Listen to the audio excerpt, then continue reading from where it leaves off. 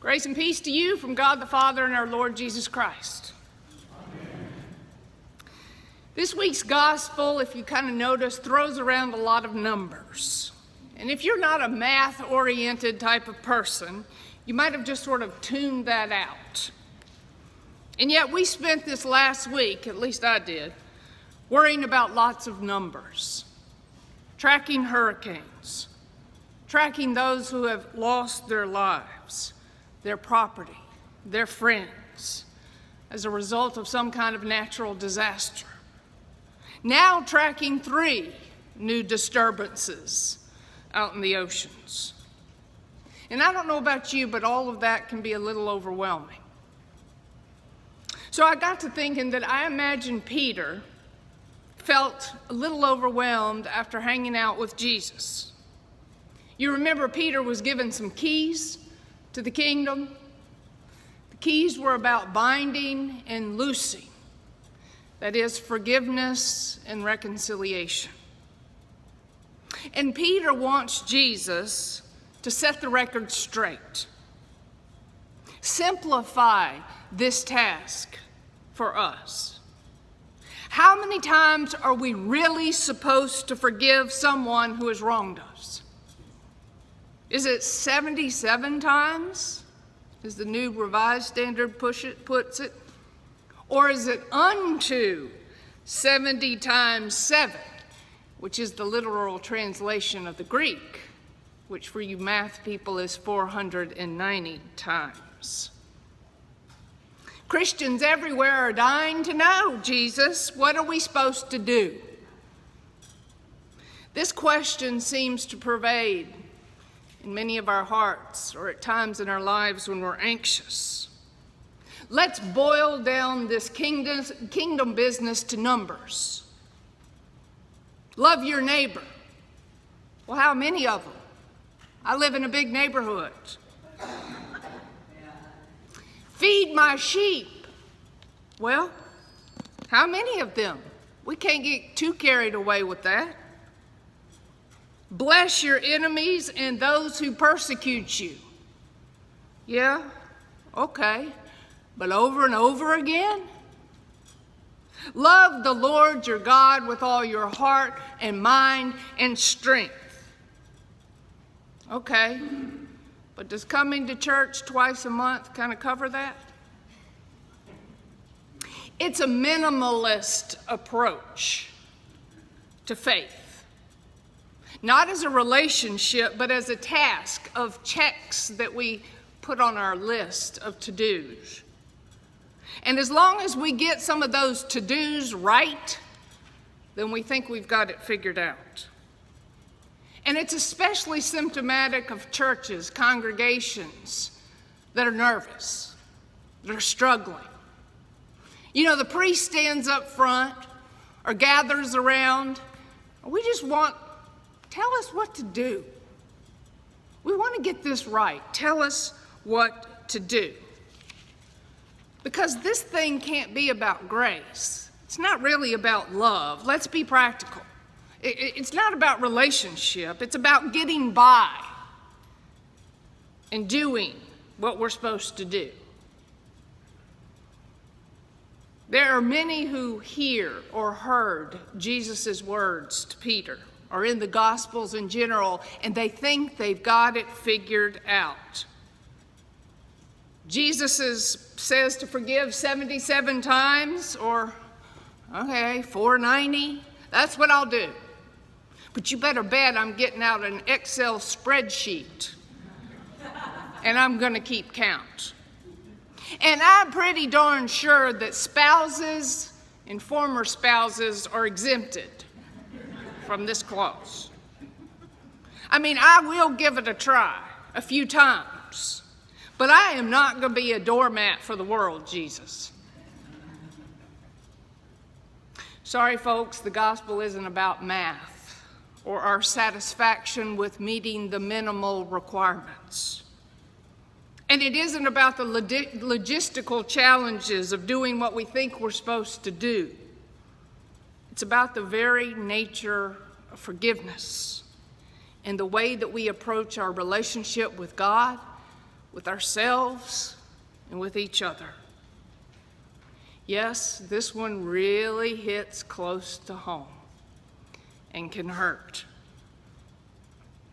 You see, you maybe didn't notice this, but Peter thought he was being generous, like super generous. Because according to the rabbis, forgiving 3 times was enough, and then punishment would be meted out on the 4th time. You can read about that in Amos. So Peter not only doubles this number, 3 plus 3 is 6, but he throws 1 extra on for 7. You know, 7's the number of perfection. 7's a good number. I mean, surely that's enough, right, Jesus? Aren't you impressed? Don't I get some extra points? Yet in response to this seemingly logical question, Jesus throws out in Greek a term that's not even really quantifiable. It could mean 77. It could mean 490. Peter just wants to know, what do I have to do? And Jesus says, that's not the question that you need to be asking.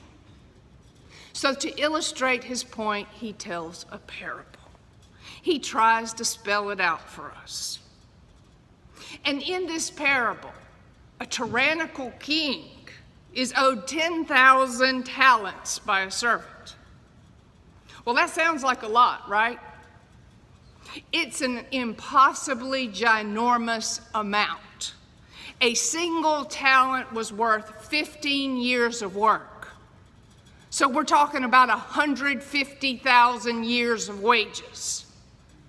The people in First Palestine would have heard this and they would have laughed out loud. That's crazy.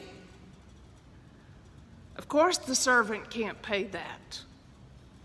Thus, when he asks for forgiveness from the king, and it's forgiven, we're supposed to see how amazing this is. But then we see the same servant run into another who owes him 100 denarii.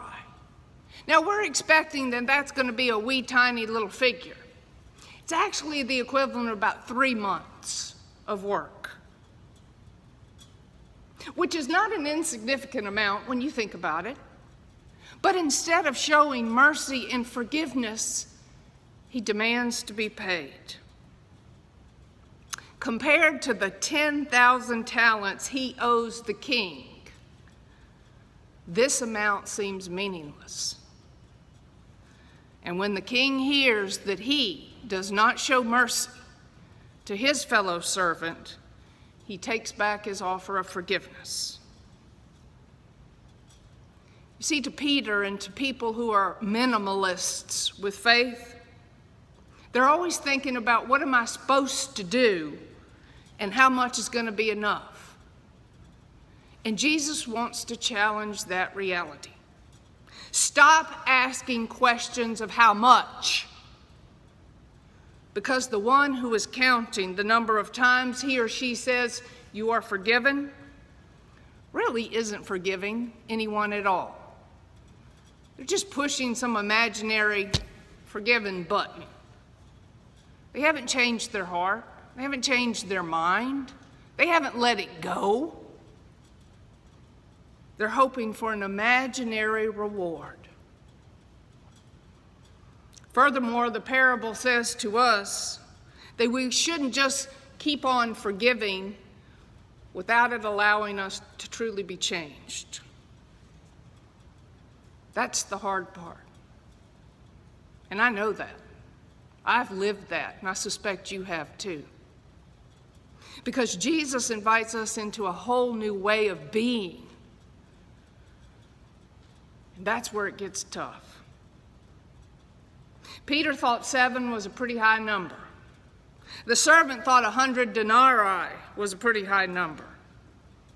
And yet none of that means anything in comparison to the 10,000 talents, which represent the magnitude of everything that we owe God. The magnitude of everything that we owe God.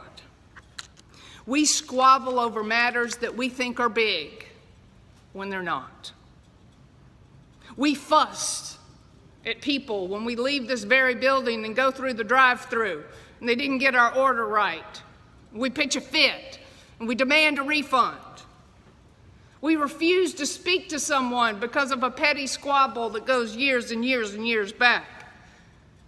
And then we have the nerve to ask Jesus, how many times should we forgive? What are we supposed to do? We so often don't get it, and neither did the disciples. But see, Jesus offers us the chance to get it.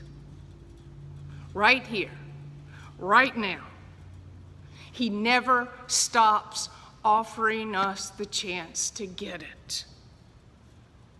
He offers us the chance to live into a forgiveness that is not something that we can keep track of on a spreadsheet or a scorecard, but something that we do out of the context of our relationship with God, something that is born out of love and mercy.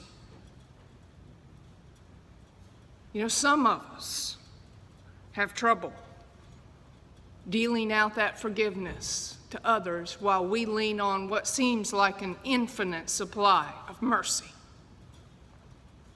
And then some of us live on the other side of that page. We live in our own self-ascribed guilt while we find it easy to give grace and space to the people that we love or even know casually. God doesn't measure forgiveness in what we deserve, but out of his love for us. And so must we. As we look around this week and in the coming months at the numbers of people who are hurt, displaced, hungry, grieving, can we move out of an outdated notion of who deserves forgiveness, who deserves mercy, who deserves grace? Because if we're truly in relationship with God, a relationship that's built out of love, then those questions won't come at all. Humans forgive with conditions and a calculator. God forgives with love and grace and mercy that are in infinite supply.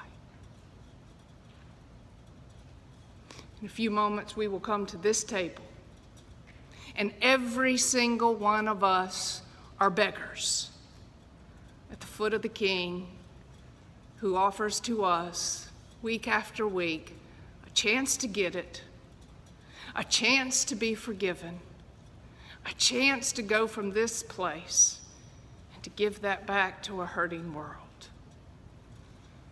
It is my hope that we will do that, and that we will live in the abundance of his love.